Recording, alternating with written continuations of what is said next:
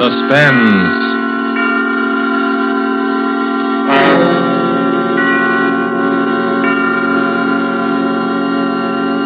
This is the Man in Black, here again to introduce Columbia's program, Suspense. Tonight, in one of her rare radio appearances, we bring you a star who has occupied a unique place in the affections of moviegoers ever since the screen first became of age, Miss Lillian Gish.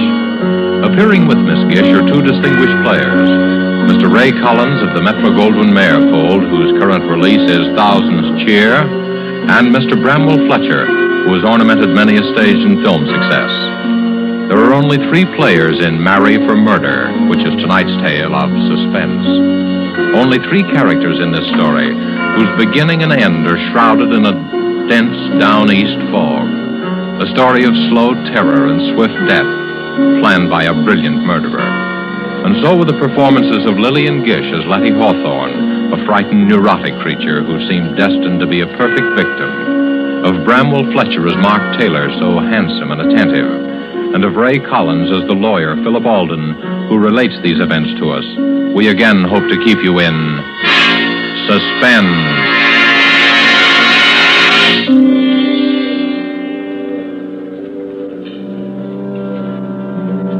I used to love the sound of foghorns on the bay, especially at night when I sat before the fire, let their lonely wail weave a contrast between my snug comfort and the gray immensity outside.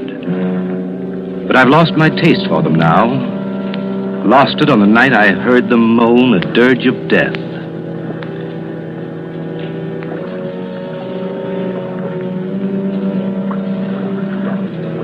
It's hard enough to lose a friend.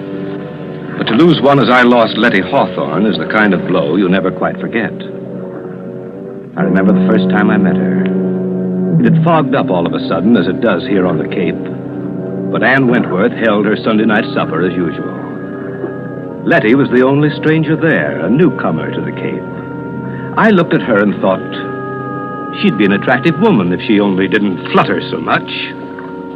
She was a trim, pretty woman of about my own age, which is 40. You're Philip Alden, the lawyer, aren't you? Oh, what a pleasure to meet so many nice people. There go those foghorns again. Yes, Does one really get used to them in time? Well, I love the Cape, but I can hardly bear that sound. So depressing, isn't it? So morbid. Well, to your first question, yes, I'm Alden, an attorney. As for the foghorns, well, if you stay with us for a few years, you won't be able to live without them, Mrs. Hawthorne. It is Mrs. Hawthorne, isn't it? Mm-hmm. Anne never gets around to introducing people. It's her only fault. Oh, I never stand on ceremony. That's my fault if you consider it once. Besides, I knew you at once, you see, and you knew me. Don't you think that's a promising beginning? I never thought of it that way. Oh, dearie me. There it goes again. It makes me think of ghosts walking over my grave. How can you bear it? They do serve a very important purpose, you know. Oh, I suppose they do, but they give me the shudders. As a matter of fact, I find them comforting. I made Jane Hart promise to stay with me tonight if the fog doesn't lift. I daren't be alone. You see, I'm still a bit nervous. Oh? I've been ill, you know, and the doctor prescribed complete rest and quiet. I see. That's why I came up here. Well, you'll find what you're looking for here, I'm sure. Oh, do you think so? I I do hope I will. My nerves are simply shattered. Mr. Hawthorne's dead, you see. Such a tragedy. I'm terribly sorry. You see, it happened so suddenly. I can't quite believe Can I that. get you some of Anne's cider cup? That's one of our Sunday night features. Oh, thank you. That would be so nice. It's such a comfort to have a man take care of one again. You make me feel so protected. I know we're going to be great friends, aren't we?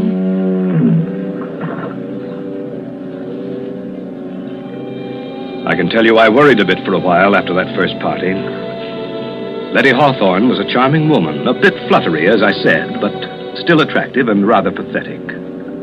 I was afraid she was setting her cap for me. You see, I'm a crusty old bachelor, but even my friends were beginning to wonder. So it was with mingled relief and regret that I learned one day that Letty Hawthorne had transferred her attentions to another newcomer to the Cape, Mark Taylor. He was 8 or 10 years younger than she, a handsome fellow, but somewhat dissolute looking. I didn't like him. I may as well admit that from the start. But short of marrying her myself, there wasn't much I could do. Anyway, they seemed happy enough, at first. One day after the wedding, Letty called me on a matter of business. I went down there after sundown. The three of us sat out on the beach in front of her cottage. I'm so glad you were able to come, Philip. You see, Mark and I were counting on you. Always glad to oblige you, Letty. As a matter of fact, Alden, we want you to attend to a legal matter for us. Yes? Yes, Philip. Mark wants to make a will. I told him I don't like wills. There's something so unhealthy about them. But Mark simply insists upon it. Very sensible, I'm sure. Oh, you men. You're all alike. It needn't be a very elaborate affair, Alden. Just a simple document stating that I leave all my property to Letty. Well, if he does that, Philip, I want you to make out a will for me, too. Leaving everything I have to Mark. But Letty, there's no no need... I insist. Oh, well, Alden here is going to think I married you for your money. Money? Oh, why, I really don't know anything at all about my affairs. Really, I don't. Frank, Mr. Hawthorne always used to say, Letty, I really think you know less about business than a child. I left the management of his estate entirely to his secretary, you know. Well, just some simple document that makes my intention clear. You know the form, Alden. And, of course, if Letty insists... But I do. We'll have twin wills. It doesn't sound so frightening that way. The way Letty talks about wills, you can tell she has a secret vice, can't you? A secret vice? My wife's a murder mystery fan, Alden. I didn't find out until it was too late. Oh, Mark, you silly... When you say that, Taylor, smile. I'm a detective fan myself. It's a busman's holiday, of course, but I always read the latest whodunits. If my father hadn't insisted that I follow in his footsteps, I'd have been a detective instead of a lawyer. Really? How interesting. Tell us, Philip, do you ever get any cases like the ones we read about? Well, if you want my opinion, the chief difference between fact and fiction is that the author of a novel wants you to see the pattern and the author of a murder tries to hide it. Oh. Well, what do you mean by that? Well, take your case, for example. You and Letty are making out your wills. I heard her say that she wanted to leave her money to you. But how do I know the idea just sprang into her head of its own accord? How do I know that you didn't plant it there? Plant it? What do you mean? Why, what possible reason could I have? Well, as things stand now, there's no reason for me to ask if you planted the idea in her head. But if Letty were found dead... Dead? Oh, Philip, how dreadful. How can you even think such thoughts? Mark, darling, how terrible for you. Philip, you're to apologize this minute. No, Letty. Philip was just trying to explain. Well, I won't have him talking about such horrible things. Of course, I didn't mean you to. I was just using you as an example. Well, I didn't mean to be rude, Philip, but, well, you know my nerves, and it's getting dark. And... Oh, the bay is beautiful at night, of course, but I've always been afraid of the water. That's why I've had such a time persuading her to come out for a sail. The Artemis has been tied up all summer waiting. It's just silly, I know. And I will go with you, Mark. But let's do wait for a calm day. You know, Letty's idea of a sail is to sit becalmed half a mile offshore. My wife has perfect confidence in me, you see. Oh, Mark, it isn't that. You're making fun of me, aren't you? Of course, I trust you completely, but... Well, I'm not very athletic. You're missing one of the treats of the Cape if you don't sail. But I shall. Of course I shall, and soon. And what's more, I'm going to get Mark to teach me to handle the Artemis. Well, I'll be looking forward to seeing your sails on the bay, then. Oh, Mark, a storm. I better be getting home before it breaks. Are you sure you'll be all right? Oh, I'm simply terrified of thunder. Wouldn't you rather stop with us? Oh, I can make it to town. Stop by tomorrow, won't you, Alden? Or as soon as you have those papers. Right. Now, you won't be nervous after our talk of wills and murders. But of course you won't. I'm such a coward myself that I can never understand how other people can be so brave. You know, Philip, Letty's helplessness is one of her chief charms. Sometimes I suspect she exaggerates it just to make me feel important. Oh, Mark, you mustn't. Giving all my secrets away. Well, don't worry about me or the wills, Letty. Someday you will frighten yourself to death.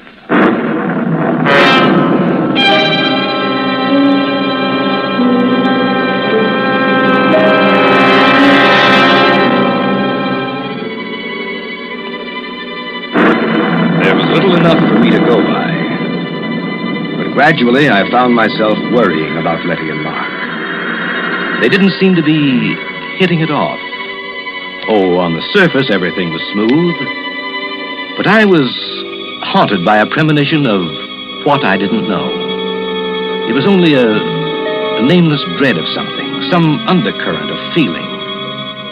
Letty's nerves were getting no better. In fact, she seemed more tense, more frightened than ever.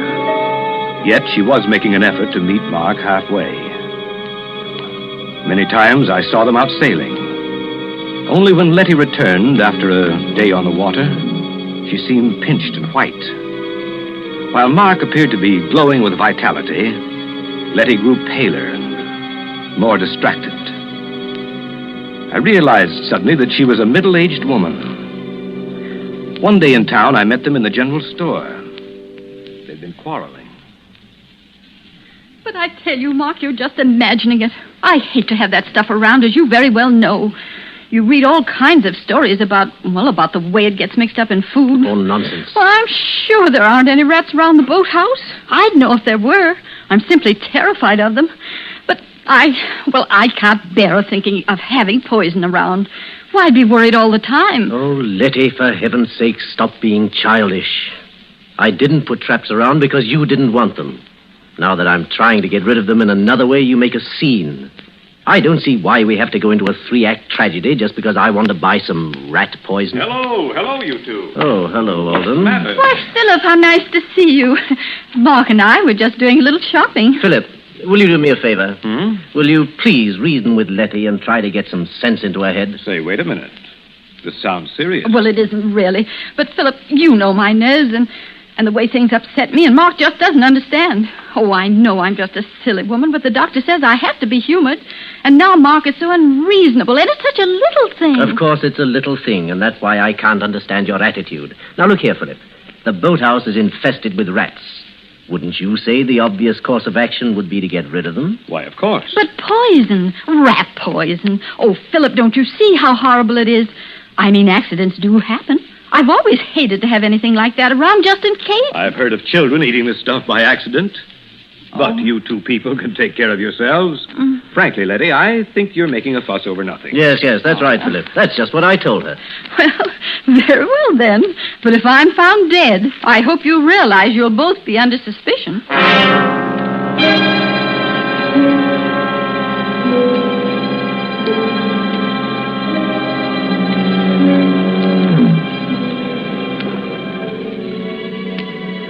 Seemed a foolish quarrel at the time. Yet when I left them, I kept hearing Letty's voice. Very well, then. But if I'm found dead... Very well, then. But if I'm found dead... Very well, then. But if I'm found dead... Suddenly, a monstrous idea occurred to me. I wondered if Letty had been trying to warn me. And then the horrible suspicion broke. All the trifling things began to add up. Letty's nervousness, her fear of sailing with Mark, her terror of having the poison in the house. But why? Why should she be afraid of Mark? What motive had he? And then I knew. I had helped to give him the motive when I drew up Letty's will. Yet my whole case was founded on thin air. Figment of a nervous imagination. I had to be sure. I had to keep an eye on them. I found myself making excuses. Excuses to drop by at their cottage. Who is it, Letty? Who's there? It's Philip.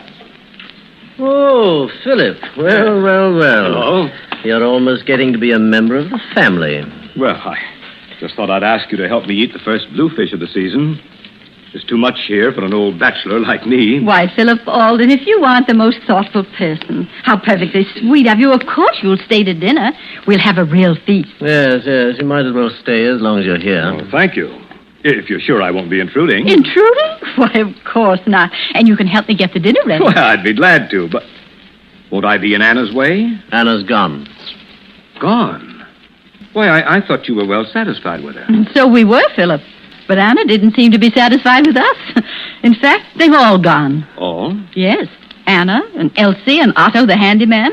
They just walked out and left us. Well, for heaven's sake. Since the ship and engine place opened on the heights, nobody can keep a servant. Can't blame 'em myself. I wonder. I don't believe Anna'd take a job at the ship and engine. Anyhow, it does seem strange they all went at once, doesn't it? Letty, I do wish you'd stop dramatizing everything. Ship and engine just opened. The call went out for help. I don't see any mystery in the servants answering. In fact, it's their patriotic duty. And it's our patriotic duty to get along without them. But it's so lonely here, especially at night. Now, Letty, you're not living here by yourself, you know. No, of course not. But all the same, we are isolated. Just the two of us. And you know how tricky my nerves are. I always feel so much better if the servants are around. After all, if anything were to happen, and anything might happen... Letty, this isn't getting us any closer to our dinner. Oh, of course. Now, you boys wear these aprons. Oh. Philip, since it's your fish, you may have the honor of cooking it. All right, you asked for it. It'll be your funeral. Now, Philip, Mark, you hold the berries for the dessert. I'll do the vegetables and set the table.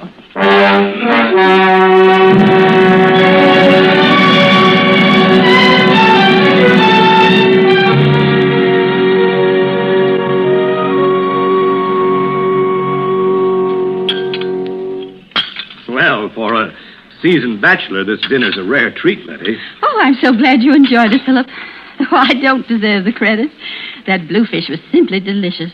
How did you manage to catch it all by yourself? I always think men are so wonderful. Well, I'd be glad to take you both the next time I go fishing. It's good fun. Fresh air would be good for you, Letty. Oh, no, I couldn't. Well, I'm still just a wee bit nervous about the water. Though I tried terribly hard, haven't I, Mark? Yes. I've been good about the sailing. But you know I'm learning to manage the Artemis all by myself, aren't I, Mark? Mm-hmm. I don't write my name in the wake anymore, do I? Yes, Letty's a real hand at the tiller. She'll be a better sailor than I am soon, you see. You'd have seen her take the Artemis into harbor the other day. You did, all right? Yes, she came through that channel with a breeze against her. I wanted to take it over, afraid she'd run into the mud flats. But no, she coaxed it all the way, and we came in under sail. Yes, and I wanted to do it all by myself, even though I was terrified. Well, good for you. Why, that's really a splendid accomplishment. I've been negotiating the harbor for years, but I confess that I have trouble every now and then. Well, since nobody wants any more berries, I guess it's time to do the dishes. Now, I'll show you what a good hand I am as a dishwasher. Wait a minute. That's my job. Here. No, Here. I'll clean and wash. You two can dry, and you can dry.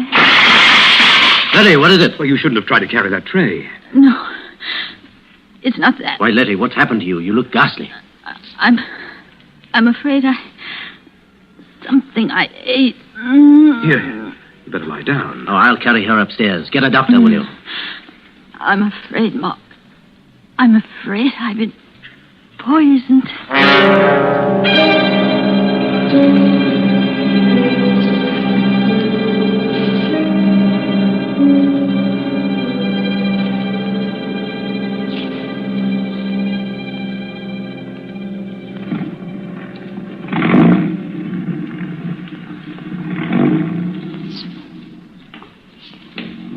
But great heavens, Philip, I just can't believe it. Arsenic, poisoning? Do you think Dr. Potter knows what he's talking about? I'm sure he does. Of course, we can't be sure till the tests are made, but I don't see. I don't understand. It's not very hard to understand. Letty ate arsenic. How or where she got it, we don't know, but it's not difficult to guess. But we all ate the same meal, you and I and she. Why, good Lord, Philip. Do you think we're poisoned, too? I feel perfectly all right. You appear to be comfortable. I think we'd feel it by now. But then how on earth Let's be did she... perfectly logical about it. We all ate the bluefish. Yes. I prepared it. We all had potatoes and string beans. Letty cooked those. Yes. Then we all ate strawberries. You prepared them. Why... Now, the fish and the vegetables were all served in large platters, and each one of us helped ourselves. Therefore, if any poison were in the food, we'd all be sick. But the strawberries, Mark... See here, Alden, are you suggesting... Wait a minute. We're just following this through logically. The strawberries were put on the table in separate dishes. The poison could have been slipped into Letty's plate in the kitchen. Alden, You have no right to accuse me of this. Why, you're fixing up a case against me. I'm doing nothing of the sort. In any event, I think you might worry less about your own skin and more about Letty. Thanks. I think I can take care of my own wife. Nevertheless, I suggest you get someone to help you. I'm perfectly well able to nurse her myself. If I were you, I'd have someone else as well. I'll send Mrs. Halstead over from town. She's an experienced practical nurse.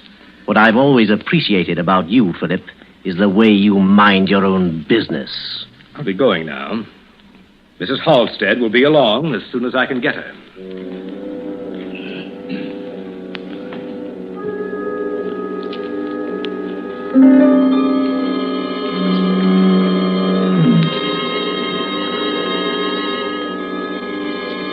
When the doctor's analysis came, it was arsenic poisoning, all right. There were traces of arsenic in the sugar on Letty's dish. Letty was recovering. The dose wasn't large enough to kill her.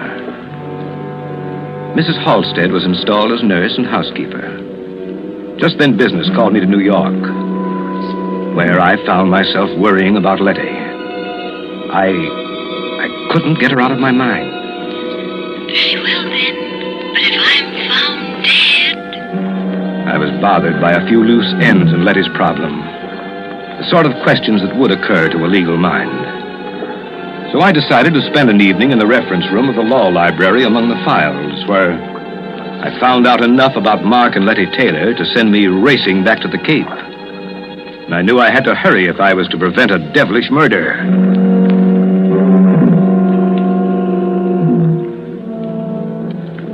It was one of those dull gray afternoons when I arrived at the station. Fog was so thick over the bay that it seemed to cloud the whole town. Cold fear gripped me. Letty and Mark, I learned, had left at dawn for a weekend sail. I could picture them. Murderer and victim. Shrouded in the gray veils of the fog.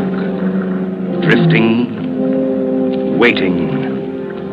While the foghorns cawed a hoarse warning of murder. So, I was too late. The trap was sprung. With my newly gained insight into the affairs of Letty and Mark, I could have averted the tragedy, but I was too late. Or was I? If only they hadn't really left for that sail. I took the chance. Feeling my way along the Cape Road, I reached the Taylor cottage. Nobody was there. Then I heard noises in the boathouse. I crept down the slope and listened.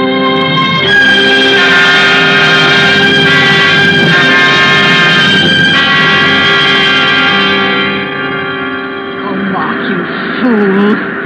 Philip Alden will be sure you planned to murder me for my money. I saw the suspicion dawn in his mind that day we made out our twin wills.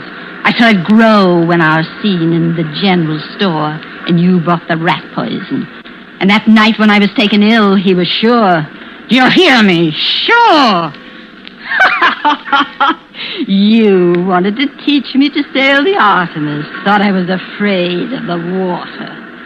Well, Mark Taylor, when your body drifts ashore, Philip Alden will swear that only an accident prevented you from murdering me. What fools you men are. Aren't you? Aren't you? Why wouldn't you like to answer me, Mark? Don't you wish you could talk to me again? To your helpless little Letty. But you can't, can you? Dead men can't talk, can they? But they say that in the instant of dying, a man can understand many things. Did you understand, Mark? But how could you? You are really a stupid man, Mark. Didn't you ever wonder about my former husband and his tragic death? Didn't you ever want to know about Frank Hawthorne? He did. At the very end, he wondered about his predecessor, George Martin. Strange how both died in a yachting accident, isn't it? Frank died off the coast of California. And George was drowned in the Gulf of Mexico. And now you, Mark. Your body will be found someplace along the Cape here, I suppose. Oh, what bad luck I've had with my husbands. But how thoughtful all of you were to leave me your property. Too bad I'm such an extravagant widow, isn't it? For I do run through money. I wasn't lying about that. Dear, I wish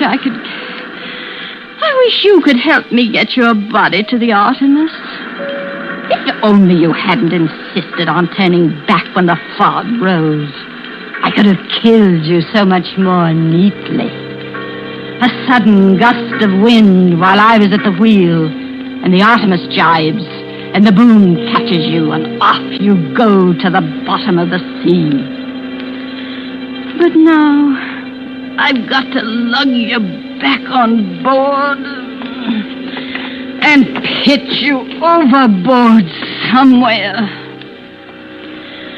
It was really inconsiderate, Mark, to make me kill you in the boathouse here. You won't have to drag the body aboard, Letty. Oh, Philip, I'm so glad you've come. Are you, Letty? Something dreadful's happened to Mark. I'm so upset I hardly know how to tell you. Oh, Philip, I think I've... You needn't pull a phony feint this time, Letty. I fell for it before when you made me think that Mark had poisoned you. That is, almost. Why, what do you mean, Philip? That was a little too smart, Letty, that poison scene. Because when I left you, I wondered about two things. Why anyone should be foolish enough to attempt that type of murder before an audience, and why, having attempted it, he should fail to make the dose large enough. I don't know what you're talking about. I think you do. You see, while I was in New York, I took the trouble to look up a few matters that were bothering me. And I found the newspaper clippings of your two previous, shall we say, accidents. Oh, Philip, isn't it dreadful? Still pretending. You're a clever woman, Letty, but I overheard you just now. You'll never prove anything. I think I will. You see, I found the motive, too. It was marry for money, marry for murder, wasn't it? I wouldn't try to run away, Letty. I brought a gun. You're coming with me to the police station. Don't wonder that you hate the sound of foghorns, Letty Taylor. You've spoiled them for me, too.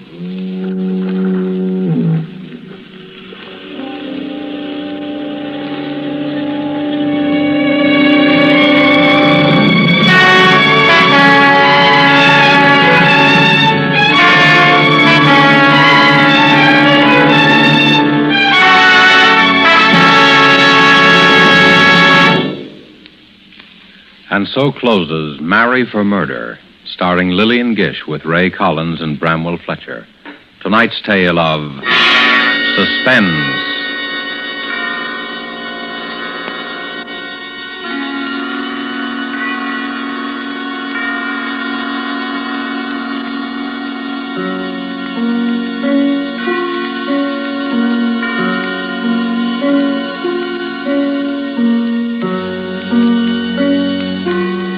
This is your narrator, the man in black, who conveys to you Columbia's invitation to spend this half hour in suspense with us again next week, same time, when Virginia Bruce and John Loder will star in the Dorothy B. Hughes suspense thriller, The Cross-Eyed Bear. The producer of these broadcasts is William Spear, who, with Ted Bliss, the director, Bernard Herrmann and Lucien Marowik, conductor and composer, and Walker T. Field, the author, collaborated on tonight's Suspense.